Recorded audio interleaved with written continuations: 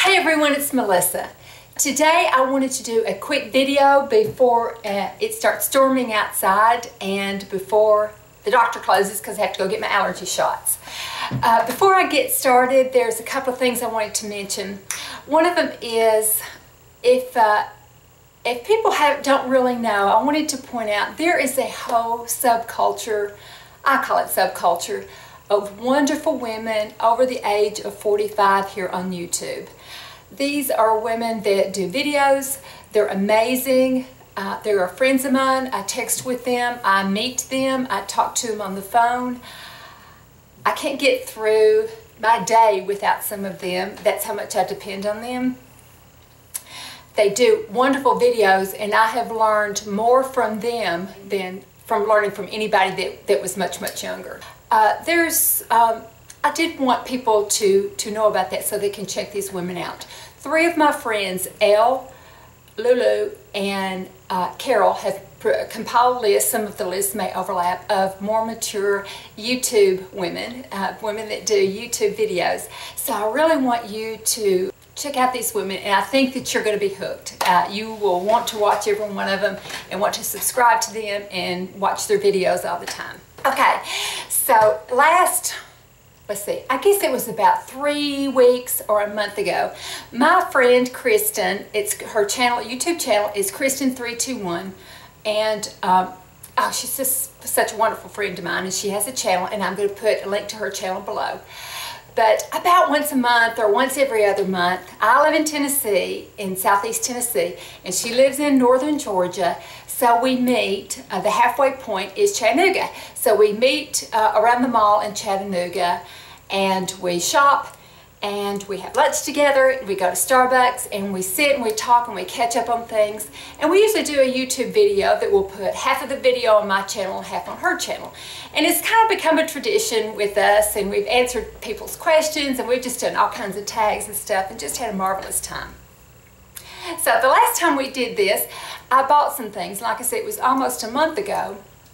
So I kind of wanted to show you what I had gotten and show you and kind of tell you what I thought about these products, because I've had plenty of time to use them, and I've got some things I like and some things that are big fails to me. So I wanted to do that. Here's a picture of the bag that my Sephora stuff came in. And I swear I didn't really get that much stuff. They just didn't have some of the smaller bags. So I'm going to go ahead and get started, and I'll tell you where the things came from too. Let's see. From Ulta, we went to Ulta first. They're close to each other. So at Ulta, I got 2 things. We were getting ready to go on vacation. So as it happened that morning, I had seen on Good Morning America a whole special that they had done on the best sunscreens, and the one that came out #1 was La Roche-Posay. It was the melt-in sunscreen milk. So I got some of that to take on vacation. It was fine. It was not too bad greasy. I don't like things that are really greasy. The downside of it was 60. I ended up spraying at the beach like a 100 that I went to the drugstore and got all over me, like every hour and a half, something like that, because I didn't want to get any sun, and I didn't. So I did end up using it, and I liked it fine. It didn't seem to do any better than any other sunscreen I had used, and in fact, it was just a tad too greasy for my liking, but I did use it up, and it was fine. The downside was it was $35.99, and I just can't see paying that much for a sunscreen. That was not particularly a fail to me, but it was, I wouldn't buy it again. A few days before that, I had seen a video that I think Anna Sacone, I think that's her name and how you pronounce it. She's this.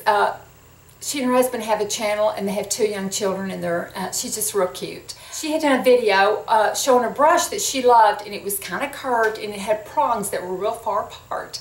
So I thought, oh, I want to try to find that brush. So I looked at Ulta, and I couldn't remember the exact name of the brush that she had used, but I found this one that looked like it was really, really close to it. And I have got to say that this is one of the best brushes I have ever used. I like it better than a comb. I like it better than a pick. I like it better than the Tangle Tees. I like it better than any of the other, you know, the brushes that the wet brushes that you can use. It glides through my hair, and there is very little hair that comes out. I will look. There's very little tearing that comes with it. My hair has gotten so much healthier since I have been using this, and I just love this brush. Okay, and I got it at Ulta. It's called the Finger Brush from Olivia Garden. And now get a good look at it. That's the name of it. And then see, it's real far apart, and it's like fingers or something. But see, it's curved. And I don't know if the curve has anything to do with it or not, but it really just glides through your hair, and I absolutely love that. So that was a huge hit, and I would highly recommend this brush if I got real fragile hair, and it breaks easily, especially when it's wet, but if I don't get the tangles out when it's wet, it's going to be frizzy, and it's going to be just a big mess. So I have to get something, I have to start trying to straighten it when it's wet. So I highly recommend that. And those are the two, I think those are the only items I got at Ulta. So then we went to Sephora. I had also seen a video where a woman had put her hair up on top of her head, and she said the best way to sleep with it, to keep from getting creases, is to use these alligator clips from Dry Bar. So I think it came in a package of 4, and I found those at Sephora. They're bright yellow. And they do. I really like them. In the mornings, like doing my bangs back and washing my face, or just doing my bangs back and kind of doing my hair up before I take a bath or get in the shower. I have some of the things that, like the Velcro things that stick in, but they don't, I mean, they hold my hair okay, but by the time my bath's over with, you know, it's kind of, my hair's kind of falling down. So I love to use these, and they just come, you know, slip right in, and they do not leave marks at all. So I really, really, really like those. So that was a huge hit. Okay, I'm going to mention a fail. I had seen all over YouTube that people were buying the Urban Decay Naked Skin, and yes, I do say naked, the Naked Skin Concealer. And I thought, boy, I like the looks of that, because it looks like it goes on smoothly, it's not real heavy, and it isn't going to be cakey looking. It's going to look really natural, and but have good coverage. So I got me some, and I've been using it pretty faithfully for all this time, and I do not like it at all. Not in the least, and here's why.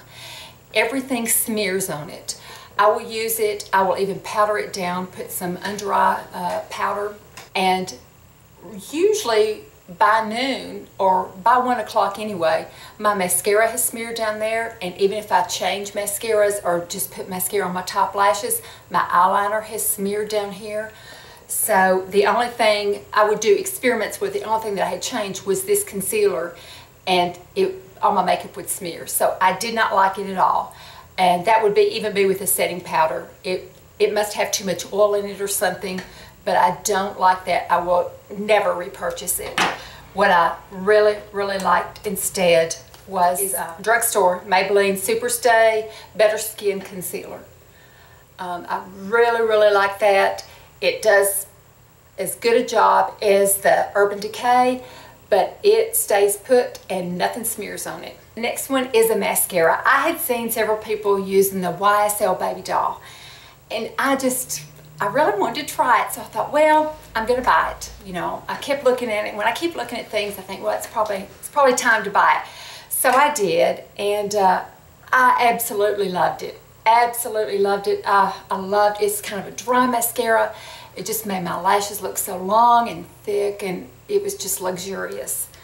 And then I hated it because it smeared. You know, first I thought it was the Urban Decay concealer.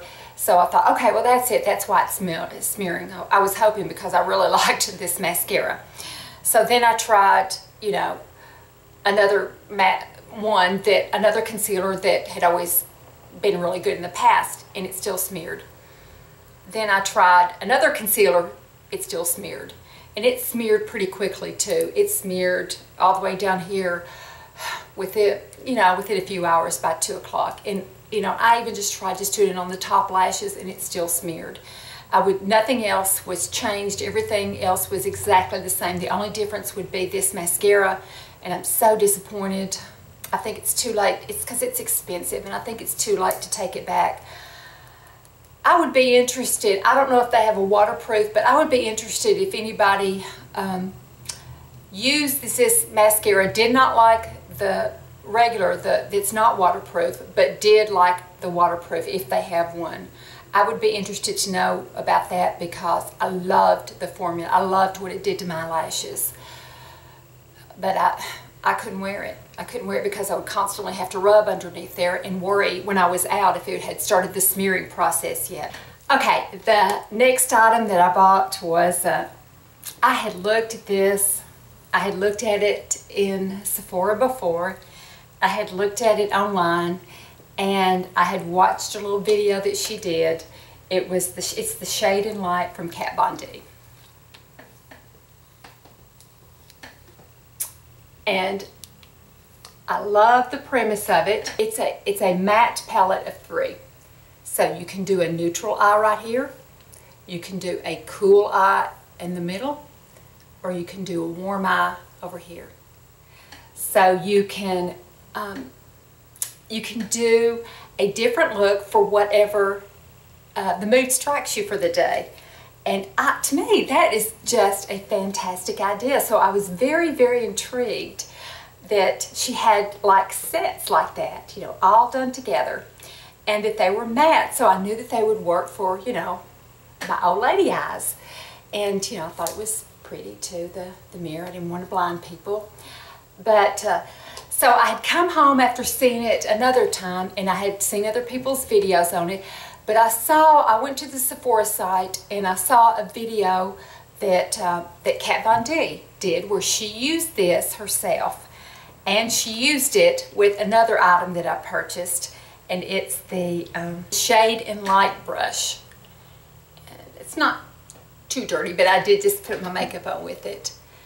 So she did a video where she used the cool shades in the middle, and she only used this brush. So I thought, I've got to see this brush. So I bought it too. I watched the video how she did it, and you can do a whole eye look with just this brush. I do it over and over and over again. I've done it ever since I bought it. I've only used this brush. I haven't used any others. You can work from lightest to darkest, and it was amazing watching her do that. I bet I watched that video about 5 times, but it was amazing watching her do this. And I love this brush, and it comes in a little case that I keep it in. So I absolutely love that, and I love this brush with it. These were wonderful investments. I would buy them all over again. No regrets at all on that. And then the final item I bought that day, I noticed that she used this on her video, Miss Cat. So it is her eye primer. So you take a little bit out, and it's pretty easy to control. You take a little bit out, put it there, and then pat it there, and then I pat it kind of underneath my eye too, and it's blends in very easily. But it really, really sets the makeup. It sets it. I did my makeup a while ago, and it just sets it. It sets underneath. It sets eyeliner and eyeshadow. So I really can highly recommend that too. It's the Kat Von D primer. So those are my Kat Von D products I got. In fact, that's everything I bought that day. So that is, I hope I can edit this down where it's not too long. That is it for today. So thank you so much for watching. I really, really appreciate it. I hope everyone has a wonderful day, and I cannot thank you enough for watching me. I really appreciate it. Bye-bye.